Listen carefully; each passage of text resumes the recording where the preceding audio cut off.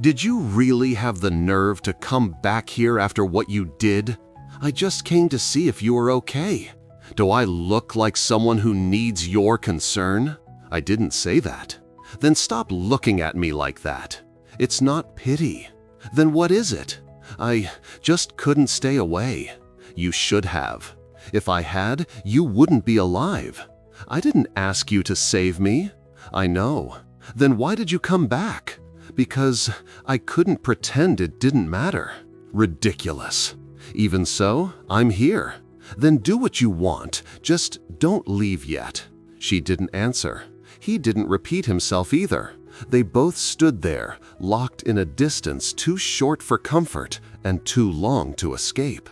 Do you always come back when no one asks? He asked. No, only when someone needs me. I don't need you. Then send me away. I won't do that. Why? Because I won't. She breathed lightly. He couldn't stand the sound. It was too simple, too calm, almost intimate. What did you bring in your bag? The shirt, the one you used to stop the bleeding. I don't want it. Even so, it's yours. Throw it on the table. I'd prefer to give it back to you directly. He hesitated, but extended his hand. Their fingers touched for an instant, too quick to call a touch, too slow to call an accident. He closed his hand around the fabric. You washed it. It was dirty. You didn't have to. I wanted to. He held his breath as if it carried too much weight. You shouldn't have come back. I know. Then? Even knowing, I still came back. He ran a hand through his hair, annoyed. You saw me in the worst possible situation. That should be reason enough to stay away. It wasn't. You don't learn. Maybe not. He took a step. She didn't back away. The air grew thin. I don't like this, he said. Like what? You being here. Then I'll go. No. You just said, don't go. She was silent for a few seconds. You talk as if you don't want me to stay, but you also don't want me to go. Because that's exactly it. Confusing. I don't have to make sense. I didn't ask for that. Then what do you want? To know if you're okay. I'm not. I figured. And does that change anything? For me, it does. He squeezed the shirt between his fingers, almost crushing the fabric. Do you help everyone like this? No. Then why me? Because I couldn't leave you there. That answer is stupid, but it's the truth. I don't want your truth. I'm not asking you to want it. He looked at her for a few long, difficult, almost harsh seconds. You should have let me die. I don't even say that as a joke. I'm not kidding. I know. He turned his face away. Are you going to keep coming here? Only if you want me to. And if I don't want you to, I'll stop. And if I do want you to, I'll stay. He gripped the doorframe tightly. You talk like that, as if it were simple. It is. It's not. For you. For you too, if you let it. Silence. He took a deep, slow, heavy breath. I don't know what to do with you. You don't have to do anything. I do. Then do it. I don't know what. Then let me stay. At least today. He didn't agree, but he didn't refuse either. Are you scared? He asked, without looking. Of you? Of me? Of the situation? Of everything? A little. Then why don't you run? Because running away hurts more. For whom? For me. And for me? It depends. On what? If you're going to let me stay, or if you're going to send me away in the end. I don't know what I'm going to do. I know. How? Because you've been trying to decide since you opened the door. And aren't you? I've already decided. Decided what? That I'm staying. And if I tell you to leave, I'll leave. And if I don't tell you to, I'll stay. Just like that? Just like that. I hate simple things. I know. Then why insist? Because I like you alive. He froze for a second. Don't say that. Why? Because it sounds wrong.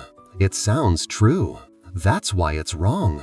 She took a step. He didn't move. I'm staying, she repeated. He breathed slowly. and didn't tell her to leave. She entered slowly, as if expecting him to change his mind any second. He said nothing. He just watched her every move, as if trying to decide if it was an invasion or a relief. "Do you always look at me like that?" she asked. "Like what? As if I were a problem? You are. And yet you don't send me away? I didn't say I was smart." She took a deep breath, trying to decipher his tone. "Do you want me to make you something to eat? No. Are you sure?" I said no. "Then can I just sit? It's your life." She sat in the small chair near the door, unsure if it brought them closer or pushed them further apart. He remained standing, still, as if any movement might reveal more than he wished. "Do you always look at me like that?" she asked. "Like what? As if I were a problem? You are. And yet you don't send me away? I didn't say I was smart." She took a deep breath, trying to decipher his tone. "Do you want me to make you something to eat? No. Are you sure?" I said no. "Then can I just sit? It's your life." She sat in the small chair near the door, unsure if it brought them closer or pushed them further apart.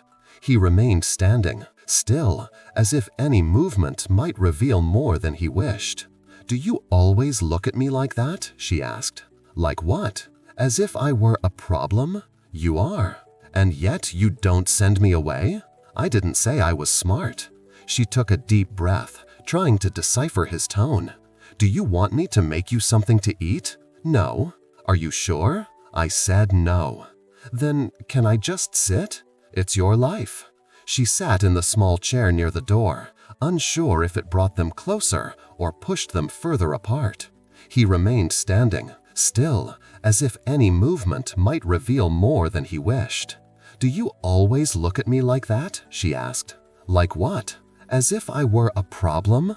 You are. And yet you don't send me away? I didn't say I was smart." She took a deep breath, trying to decipher his tone. "Do you want me to make you something to eat? No. Are you sure?" I said no. "Then can I just sit? It's your life." She sat in the small chair near the door, unsure if it brought them closer or pushed them further apart. He remained standing, still, as if any movement might reveal more than he wished. "How long were you there before I found you? It's none of your business. I only asked because I know why you asked." "Then why don't you answer?" "Because I don't want to." She clasped her hands in her lap. "I'm not trying to control you. It seems like it. It's not." "Then what is it?" "I just want to understand." "That's exactly what I don't want." They both fell silent for a few seconds, neither comfortable, neither willing to leave. "Don't you have family?" she asked. He gave a humorless laugh. "You really like questions. It's the only way to know what you don't say." "I don't say it for a reason." "And what is it?" "You don't want to know." "I do." "You say that now. And later." "Later, you'll pull away." "I don't pull away easily." "Everyone pulls away." She bit her lip. He noticed but pretended not to. "Can I tell you something?" she said. "I didn't ask." "Even so." "Say it." "I was scared that day." "Scared of me?" "Scared you would die." "You didn't have to be." "Yes, I did." "Why?" "Because I've never seen anyone so alone." He clenched his hand, as if that had cut too deep.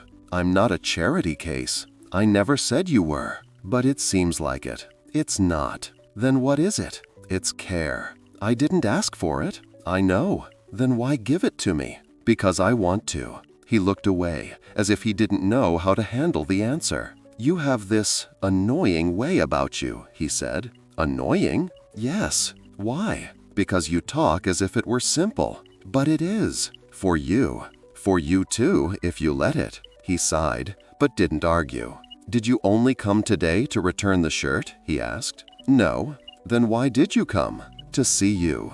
"I'm not someone worth seeing." "I decide that." He bit the inside of his cheek, trying to control his reaction. "Do you really think you can keep coming here?" "If you let me." "And if I don't let you?" "I'll stop." "And if I do let you?" "I'll come." Silence. He sat on the edge of the bed, as if finally accepting she was there, and that avoiding it would be more tiring than allowing it. "I still don't understand you," he said. "And you think I understand you? You try, because you don't let anyone try." He slowly raised his gaze. His expression was hard, but there was something broken underneath. "You shouldn't get close." "Why?" "Because I'm not safe." "I'm not scared." "You should be." "Why?" "Because I don't know who I am anymore." She took a step closer. He didn't back away. "Then let me discover it with you. I don't want to drag you into this. I'll drag myself if I want to."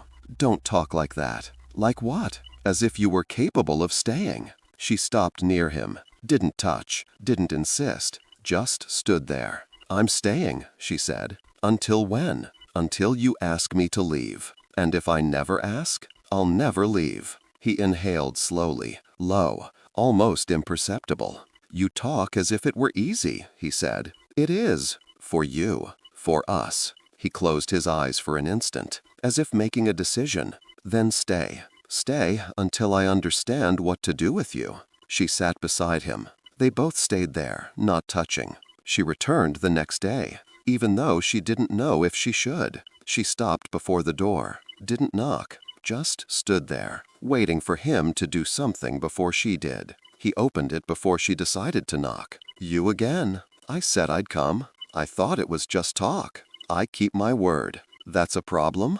"For whom?" "For me."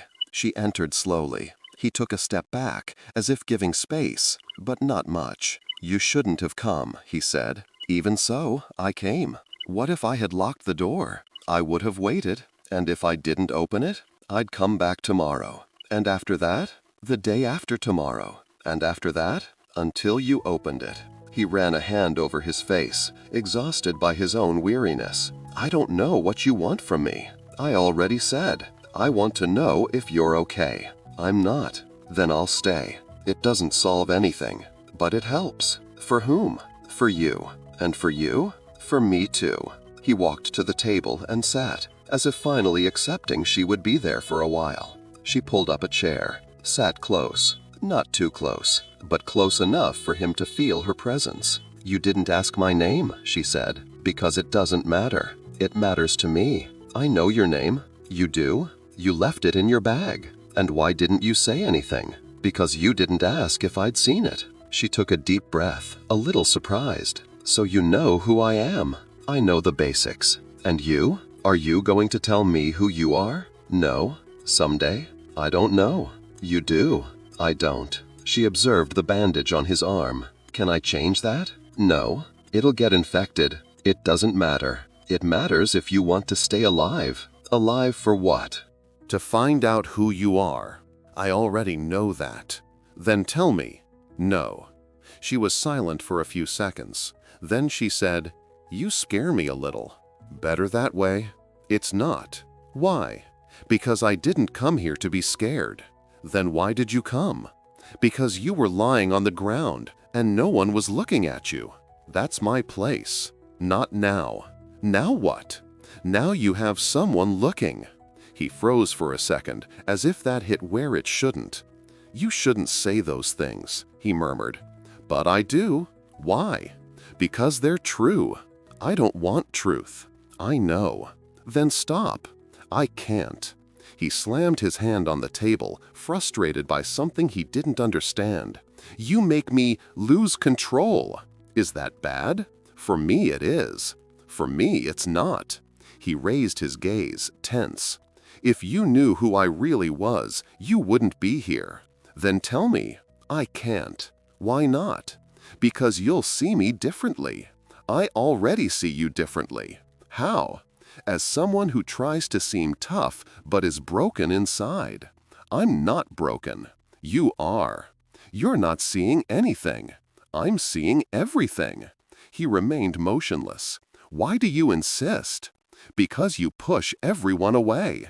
"And you don't?" "No." "Why?" "Because you look at me as if you don't know how to ask for help." "I don't ask." "I know." He took a deep breath, prolonged, almost painful. "Then tell me," she said softer, What do you want me to do? I want—" He didn't finish. He seemed to swallow the sentence, as if it were too big to come out. She waited, patiently, almost too gentle for his world. "I want you to stop coming," he said. "Do you really want that?" "No." "Then say it again." "I can't." "You can." "I can't." She moved a little closer, not close enough to touch, but enough to make his heart race, and that annoyed him. "Do you want me to stay?" she asked. "I don't know. Look at me and decide." He looked, straight, direct, raw, and answered, "Stay." She gave a small smile. He looked away immediately. "Just today," he added. "Today, and if you want tomorrow." "I didn't say that." "But you will think it." "No, you will." He didn't answer, and the silence was the confirmation. She arrived early, earlier than on other days. She touched the door carefully, expecting to hear footsteps on the other side. Nothing. She touched it again. Silence. She tried to call. No answer. When she finally decided to leave, the door suddenly opened. He was there, but not as before. Cold eyes, hard face, none of the hesitation of other days. "What do you want?" he asked, dryly. "I came to see you." "Why?" "Because I come every day." "That's a sickness." "Don't talk like that." "Then stop showing up." She froze, surprised by his harshness. "I thought that—" "You thought wrong. You said I could stay." "And you believed it?" "Yes." "Then you're more naive than I imagined." She looked away. That hurt more than it should have. "I just tried to help," she said. "I didn't ask." "But you— Do you really think you made a difference?"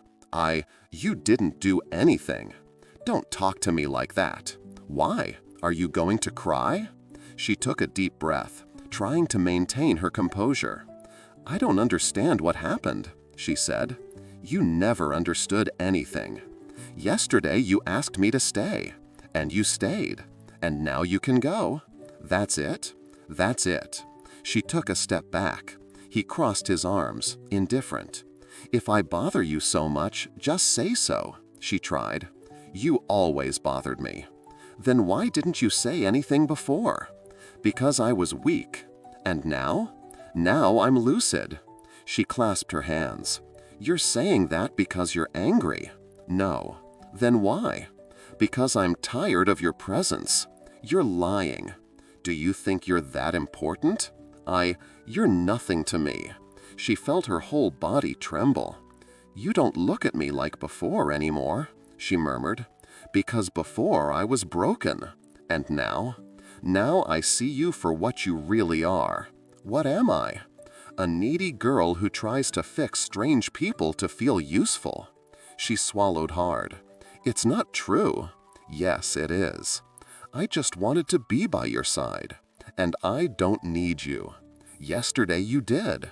"Yesterday I was another man. And today?" "Today I want you to disappear." She blinked rapidly, unable to respond. "You shouldn't treat people like that," she said, voice trembling. "I treat them how I want." "I only stayed because I thought that I liked you?" "No." "Of course you did." You're predictable." She took another step back. "If you really want me gone, tell me looking into my eyes." He didn't hesitate, didn't tremble, had no doubt. "I want you gone, forever." The air left her chest, but she still tried to hold on to her dignity. "All right, good. I'm going." "Go." She turned her back, walked to the hallway. "And don't come back," he added, cold, raw, irreversible. She didn't answer, didn't look back, just walked. And when she turned the corner, his door slammed shut. She didn't come back the next day, nor the day after. And for the first time since he'd woken up in that room, he noticed the real silence. Not the silence of when she spoke little, but the silence of when she didn't exist there. He tried to ignore it, tried to convince himself it was better this way. But every hour seemed like a reminder of the phrase he'd thrown at her, "You're nothing to me." On the third day, someone knocked on the door. He opened it, expecting to see her. But it was someone else. An older man, rigid posture, gaze too sharp to seem casual. "You must be the man she found," the stranger said. "Who are you?" "I'm the director of the clinic where she works." He frowned. "Clinic?" "Yes, she's a nurse. Found you on the street, unconscious. Took care of you alone until you got better." "I know that." "No, you don't." "What do you mean?" "What she did cost her dearly." "Cost? What?" The director continued. "She was suspended because of you." "Suspended?" "She left in the middle of her shift, without authorization, to help a stranger, you." He stood motionless. "She didn't say that," he murmured. "She didn't want you to know." "Why?" "Because she thought you'd be uncomfortable." "Uncomfortable?" "She said you already had enough pain." He tightened his fingers on the door. "Is she okay?" "She is, but not like before." "Why?" "Because someone she helped threw her out like trash." He held his breath.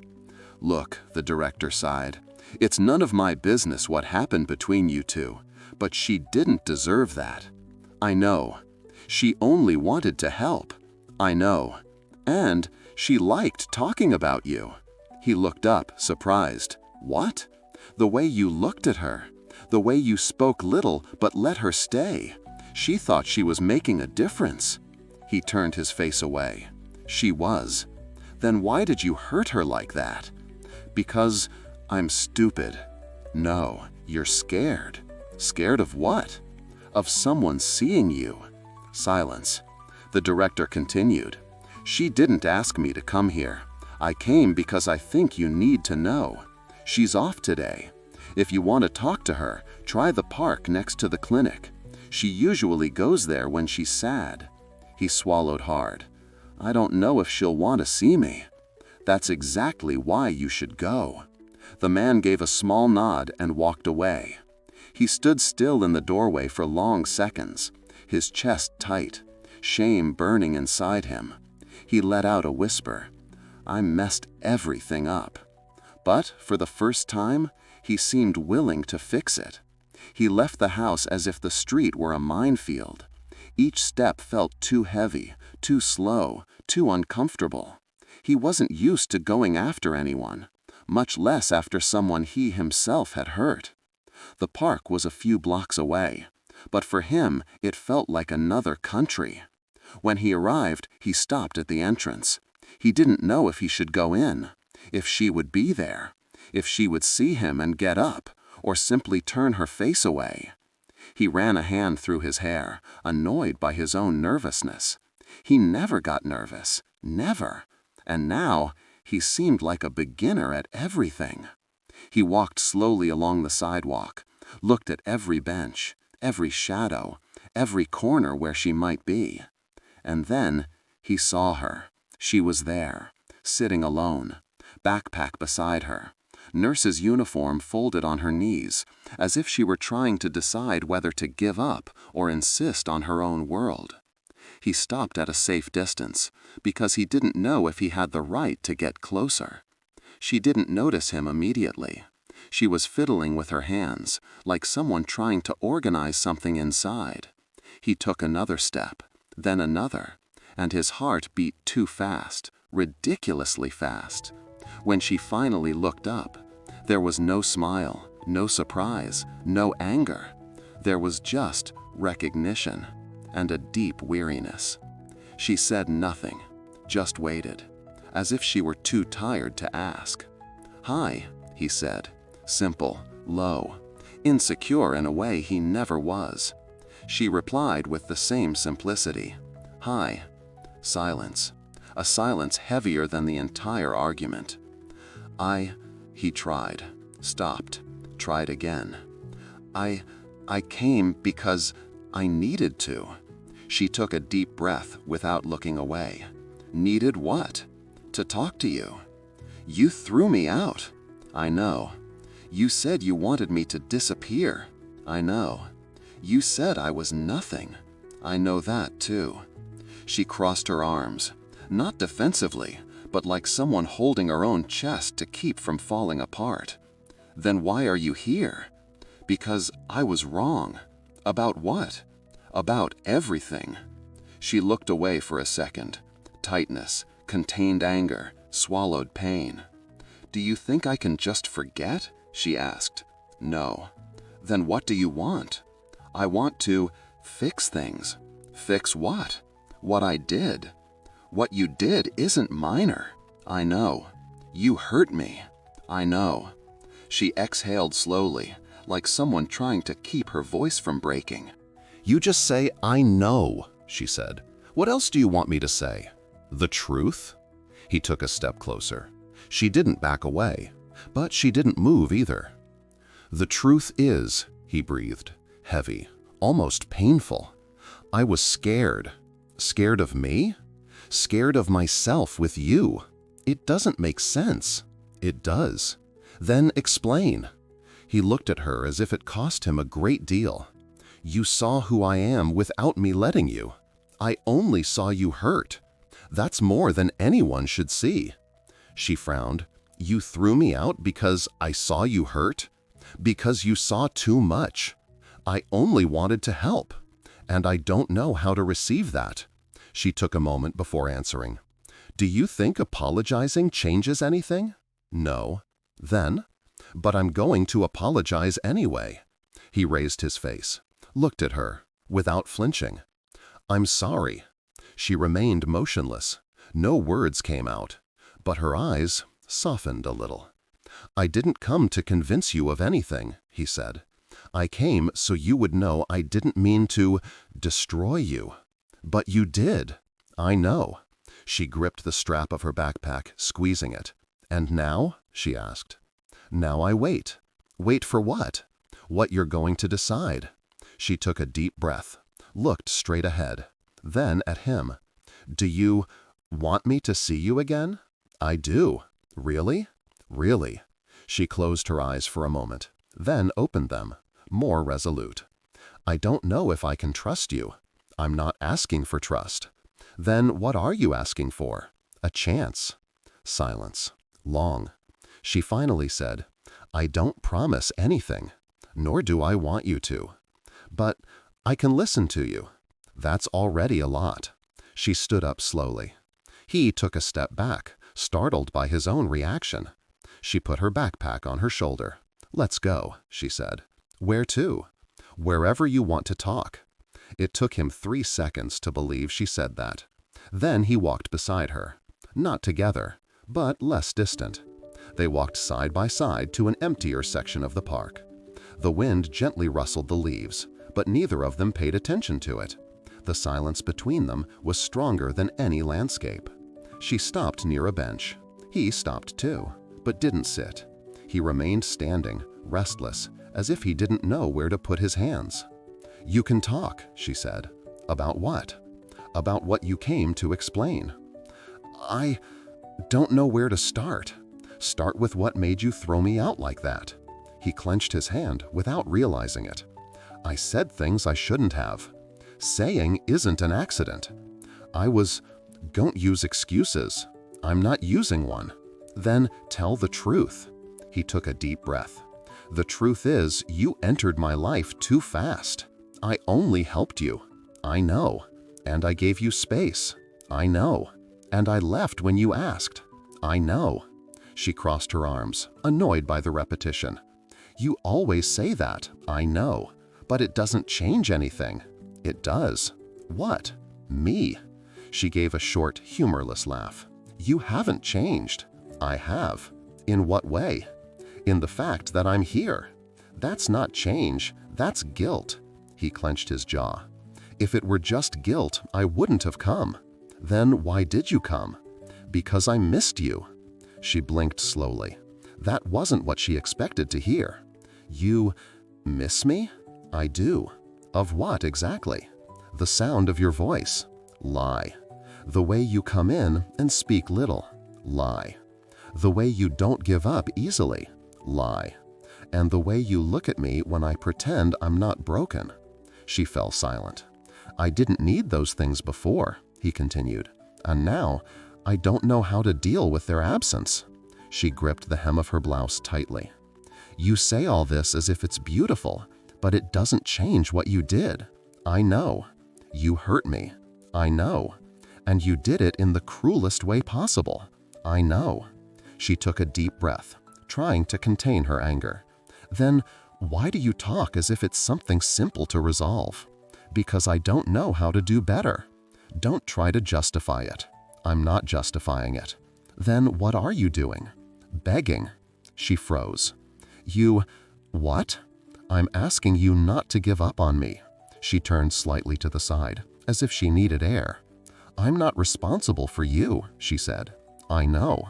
I'm not your nurse after hours. I know. I'm not obligated to fix what you destroy. I know." His tone wasn't defensive. It was almost unprotected. "Then why do you keep saying 'I know' and still ask me for something?" "Because I want you with me. You don't even really know who I am. I know enough.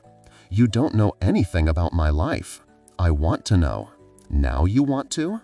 "I've wanted to since the day I woke up and saw you there." She swallowed, surprised by the confession. "If you wanted to, why did you throw me out like that?" "Because I was scared." "Scared of what?" "Of depending on you." "I never asked you to depend on me." "But I started to." "Why?"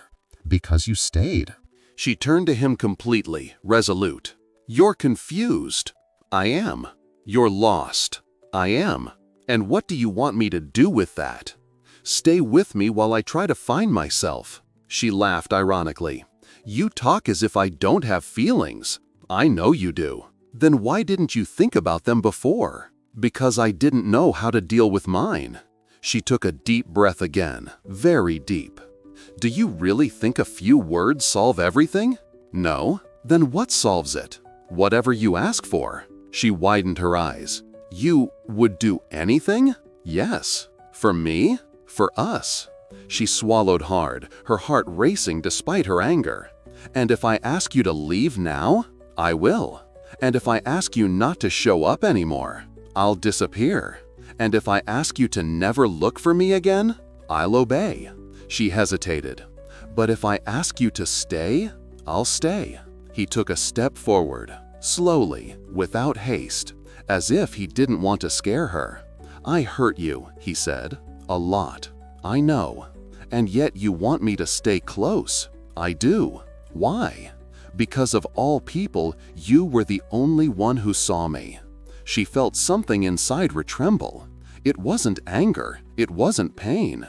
It was something else, something she didn't want to admit. "You don't make it easy," she said. "I don't know how to make it easy. And I don't know if I can trust you." "I can wait." Silence. He continued. "I'm trying, in my twisted way, but I am."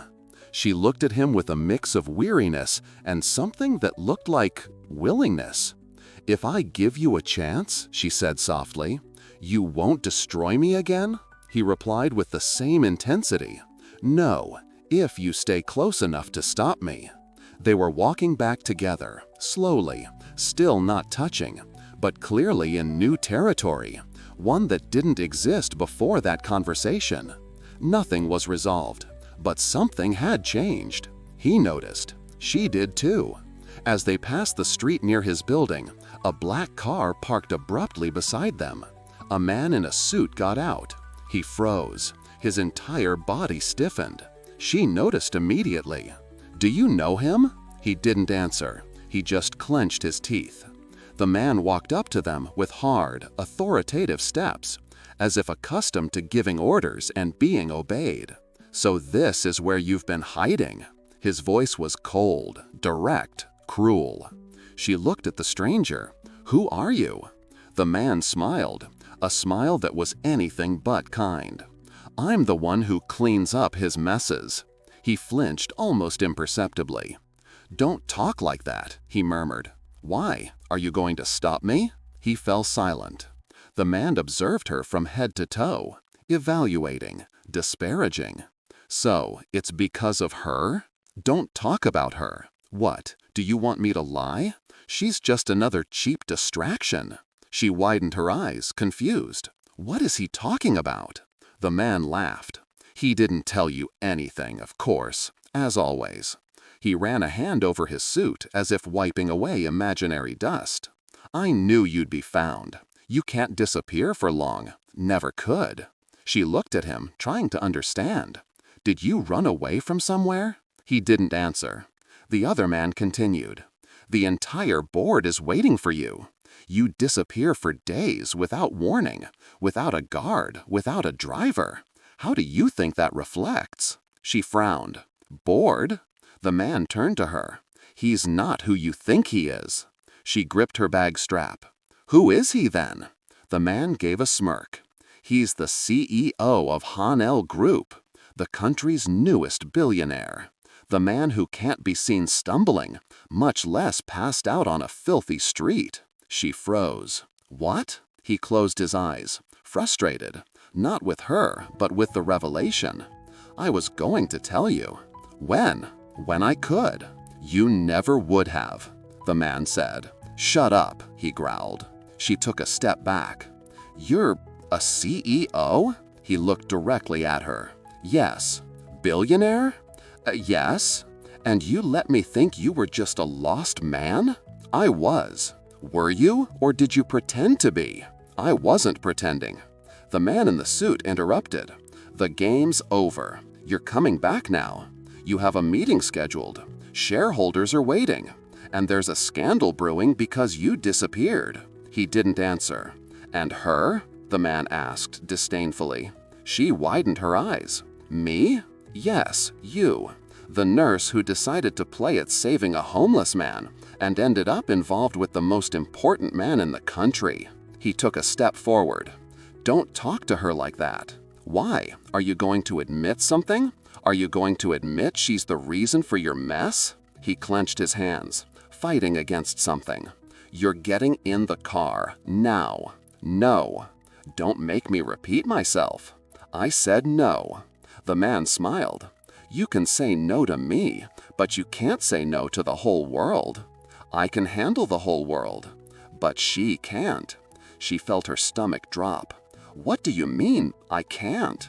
The man laughed. "You have no idea what you're getting into, girl." If you think they hurt you before, try to see what happens when they find out your name next to his.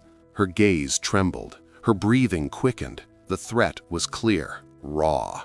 "You're going to put her in danger," the man continued, "as you always do with anyone who gets close. That's why no one stays close to you for long." She looked at him, at the man she cared for, at the man she almost lost, at the man who hurt her with words and now seemed hurt by secrets. "Is it true?" she asked. "I didn't want you to know like this. I asked if it was true." "Yes." Everything inside her tightened. "You lied to me from the beginning." "I didn't lie. You hid it. I was waiting for the right moment. And when would that be? When I wasn't scared." "Scared of what?" "Of you leaving." She closed her eyes, took a deep breath. The man in the suit stepped aside. "All right, it's over. Let's go." He didn't move. She opened her eyes slowly. "Go," she said. He widened his eyes. "What?" "Go. That's what you are, right? Billionaire CEO? Board? Meetings? People telling you what to do? It's not like that." "Yes, it is. I don't want to go." "But you have to go." She took a step back. "I knew a version of you.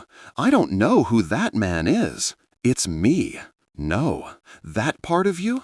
I don't know." He took half a step towards her. She took half a step back. The man in the suit opened the car door. "Let's go. Now." He looked at her one last time. "Please." She swallowed hard. "Go." He hesitated. Hesitated so much he seemed unable to breathe. But finally he got into the car. The door closed. The car drove off, and she stood there, still, feeling the ground disappear beneath her feet. His car disappeared around the corner. She didn't move. She stood there, in the middle of the sidewalk, with the feeling that she had just lost something without even having had time to hold on to it. People passed by, hurried, indifferent. She held her arms, trying to keep her body steady. A part of her wanted to run after him. Another part wanted to forget, but neither had enough strength. She finally started to walk, slowly, like someone trying to relearn how to use her own legs. The park grew distant. The street grew distant. Everything grew distant. When she got home, she dropped her backpack on the floor and sat on the sofa. At that very moment, tears fell. Not strong, not dramatic, silent, stubborn, as if her body had no alternative. Across town, he was sitting in the back seat of the car, completely motionless. The man in the suit spoke non-stop. "You have an image to uphold. You can't just disappear like that. Do you know the scandal that generates? The press is going crazy. The board is waiting for you. And this girl can't." "Shut up." The silence was instant. He looked out the window, but saw nothing. He only saw her expression when she said, "Go." The way she subtly recoiled. The way her face closed off when she realized he was someone she didn't know. He felt his throat tighten, a suffocating feeling he hadn't remembered in years. "You did the right thing," the man said, softer. "You think? Of course. Those people, they don't belong in your world. And do you belong in mine? I work for you." "That doesn't answer." The man fell silent. "She won't be able to handle what's coming now," the aide said. "Neither will I." "But you have to." "And her? She needs to disappear from your life, for both your sakes." He squeezed his eyes shut. "Shut up," he repeated. The next morning, the internet exploded. News. CEO missing for 3 days. Rumors of attack, internal strife, and emotional collapse. Who is the woman seen with the billionaire before his return? Suspected secret relationship? She saw it all on her phone while drinking coffee. The coffee grew cold. Her hand trembled. The photos were poor quality, but she could make out her silhouette. She pulled the phone away, as if it had burned her. No, no, no. Messages started coming in. Colleagues, curious strangers, people she'd never seen in her life. She threw the phone on the sofa. She didn't want to read it. Her heart felt too small for so much fear. At the Hanal Group building, he was surrounded by people, flashes, questions. The whole world wanting to know where he had been. He walked straight past them, entered the meeting room, sat down. Someone spoke. "We need a public statement, something strong, something that separates your name from the nurse." He froze. "What was that? You need to deny any involvement." "I won't do that. It's necessary." "I said I won't." The man in the suit, leaning against the wall, crossed his arms. "What do you want me to tell the board? That you're in love with an ordinary woman who cared for you like a wounded dog?" He slowly turned his face towards the man. "Tell them I'll fire you today if you speak of her like that again." The room fell silent. But even after that, There was no simple solution. "Even if you don't want to expose her," a director said, "we need to protect her too. The media is already looking for her name. If they find it, she'll be massacred." He sank into the chair. "Then what do I do?" "Distance yourself. I already did that. You have to make it official. I won't state that she means nothing. But does she mean something?" He clenched his hand. "Yes." The entire room exchanged glances. "Then," the director continued, "you have to choose. Your career or her." He fell silent. A hard silence. A silence that destroyed him from within. At the end of the day, she received an envelope at her door. No name, no sender. She opened it. It was a short, handwritten note. "Stay away from me while I try to fix what I destroyed. It's not because I want to. It's because if you stay close now, I'll hurt you again. Just wait for me a little." him. She let the paper fall to the floor. She had 1,000 reasons to tear it up, to throw it away, to forget. But she could only whisper, "How do I wait for someone who doesn't know if he's coming back?"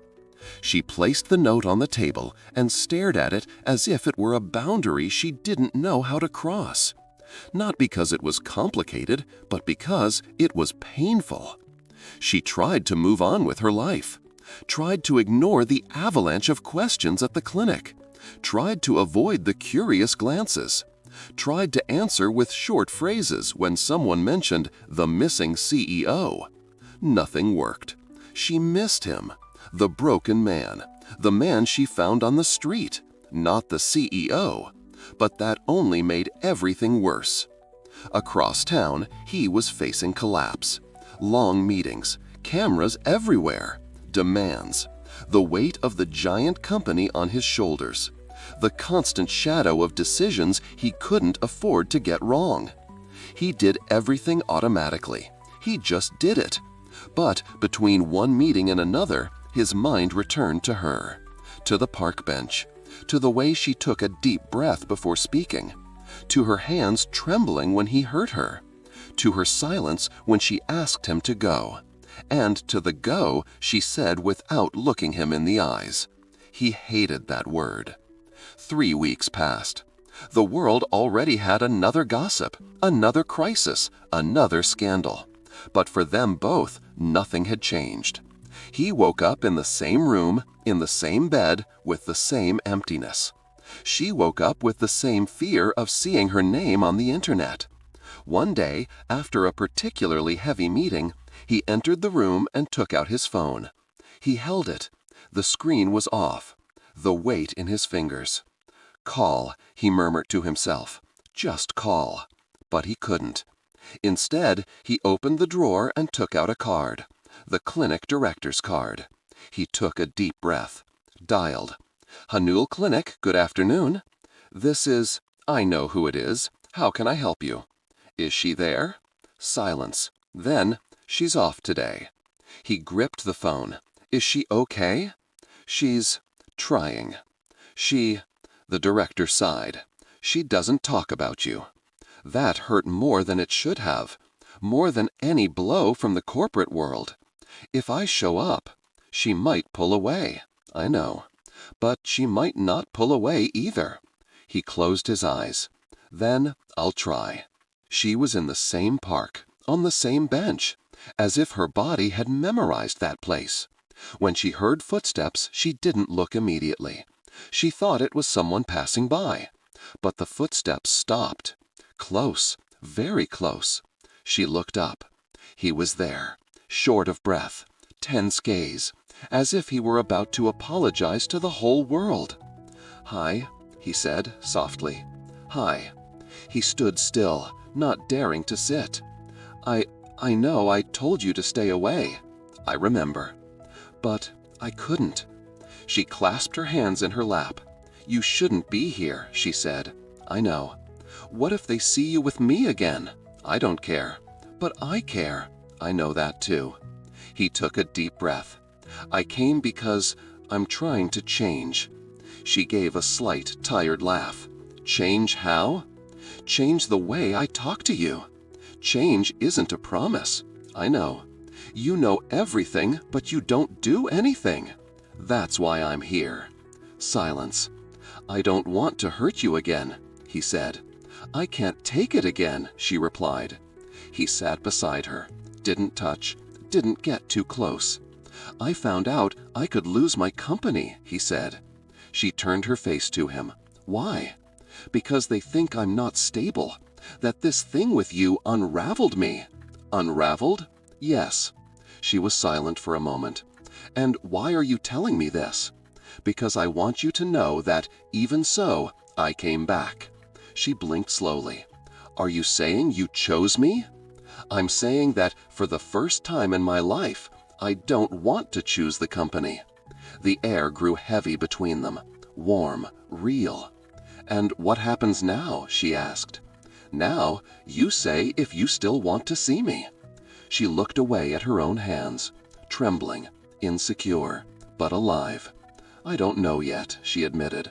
I don't want to force you, but I want to try. He let out his breath as if he'd been holding it since he entered the park. If you don't want to see me today, I'll leave, he said, but I'll come back tomorrow. And if I tell you not to come back, tomorrow I'll try again. And if I tell you to disappear, I can't. She finally looked at him. Why? Because I need you. She felt her chest tighten. He did too. I'm willing to rebuild everything, he said, with you.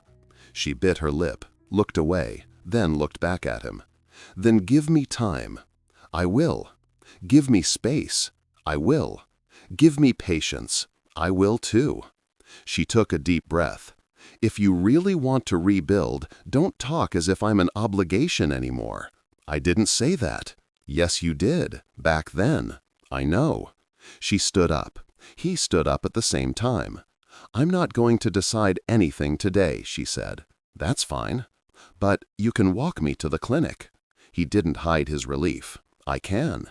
She started to walk. He walked beside her, not touching. But this time, it didn't feel like distance. It felt like a beginning. The walk to the clinic was silent, but it wasn't a heavy silence like before. It was a silence of two worlds trying to align, slowly, carefully, like someone learning to breathe together after holding their breath for a long time. When they got near the entrance, she stopped. I'll go alone from here, she said. All right. Don't look at me like that. Like what? As if you're waiting for me to tell you to stay. He looked away a little. I don't want to pressure you. I know, but you still do. I'm trying not to. Then try harder. A short silence. She took a deep breath and looked at him. Why did you really come back? Because I realized my whole life was wrong. And what am I in that? The only right thing. She closed her eyes for a second. That stirred too much. More than it should have. More than she wanted to admit. I don't know if I believe you, she said. You don't have to believe me now. And when? When I prove it. She held her own hand, squeezing it lightly. You know it's not easy to trust someone who pushed you away so hard, right? I know. And you know I don't forget easily. I don't want you to forget. I want you to see me doing things differently. She swallowed slowly.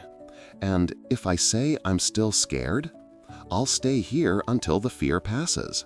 And if it doesn't pass, I'll stay anyway. She opened her eyes and met his, for the first time without the weight of someone trying to hide something. Why do you talk like this now? Because I don't want to lose you again. You said I was nothing.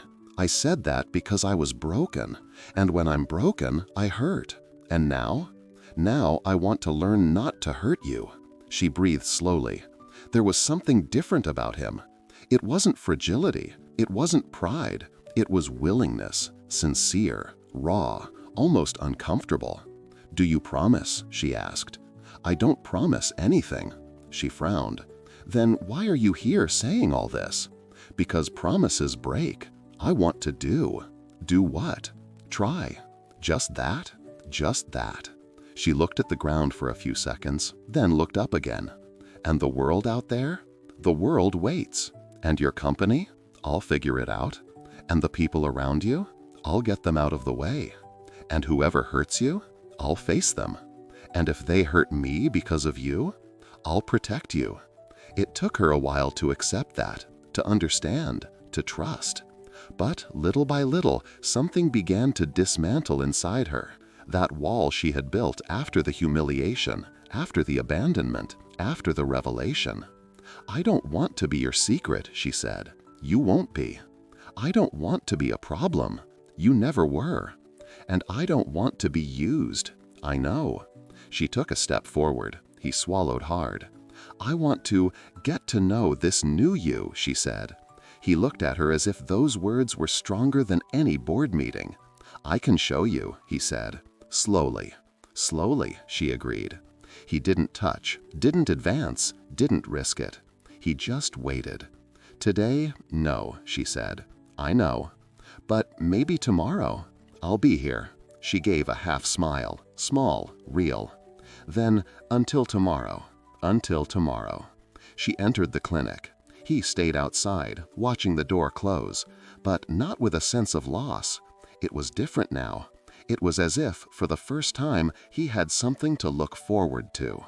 That night when she left, she found something in her jacket pocket. A card. Simple. No company name, no title, no position. Only, tomorrow, same place, if you want to.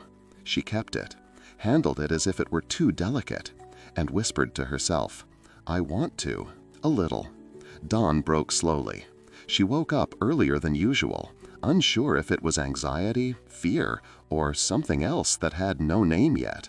She drank coffee in silence, combed her hair without much thought, chose a simple outfit that made her comfortable, and left. On the way to the park, her heart beat faster than her steps. It wasn't haste, it was contained anticipation. When she got near the bench, he was already there, sitting, leaning forward slightly, as if he had been waiting since before sunrise, as if his body recognized that place not as a meeting point, but as a beginning. When she approached, he immediately stood up. "Hi," he said. "Hi." He shoved his hands into his pockets, nervous, a nervousness that didn't suit a billionaire CEO, but perfectly suited the man she saw wounded on the street. "You came," he said. "I said maybe. And I was prepared for maybe. What if it was no? I would have waited until it turned into a yes." She took a deep breath. "I'm still scared." "Me too." "You too?" "Of everything. Of making mistakes. Of hurting. Of not knowing how to cope." "Then why are you here?" "Because I want to learn." She sat down slowly.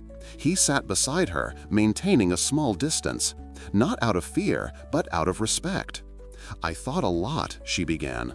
"I imagined. And I realized that I don't want to erase what happened." He lowered his gaze. "I know it hurt. It hurt a lot. And I'm sorry. I know you are." Silence. "But I also don't want to pretend that the person I met that night didn't exist," she said. "The person who took care of me without knowing me. The person who made me feel human." She turned her face to him.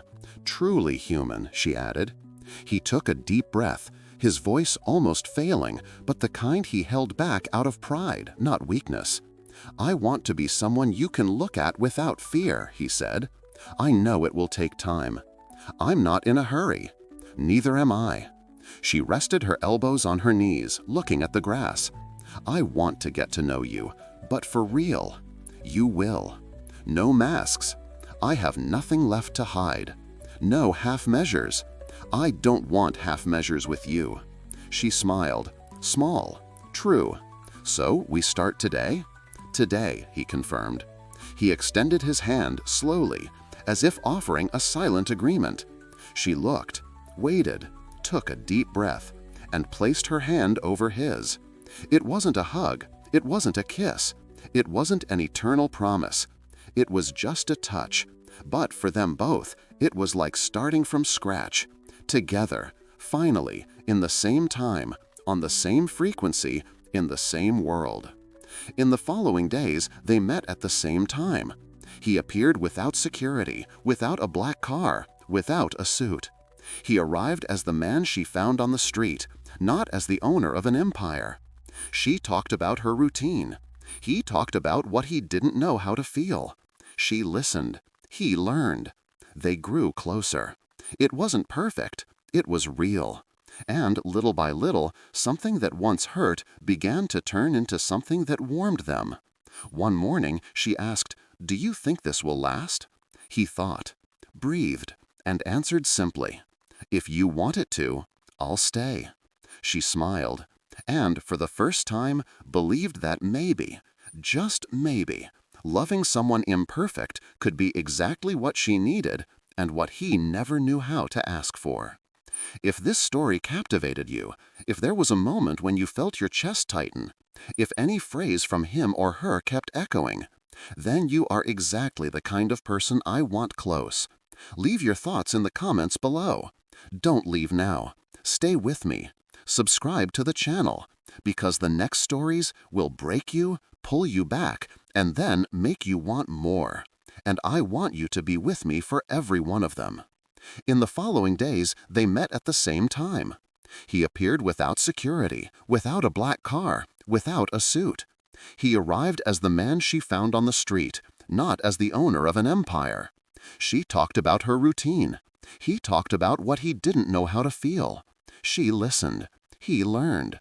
They grew closer. It wasn't perfect. It was real. And little by little, something that once hurt began to turn into something that warmed them. One morning, she asked, "Do you think this will last?" He thought, breathed, and answered simply, "If you want it to, I'll stay."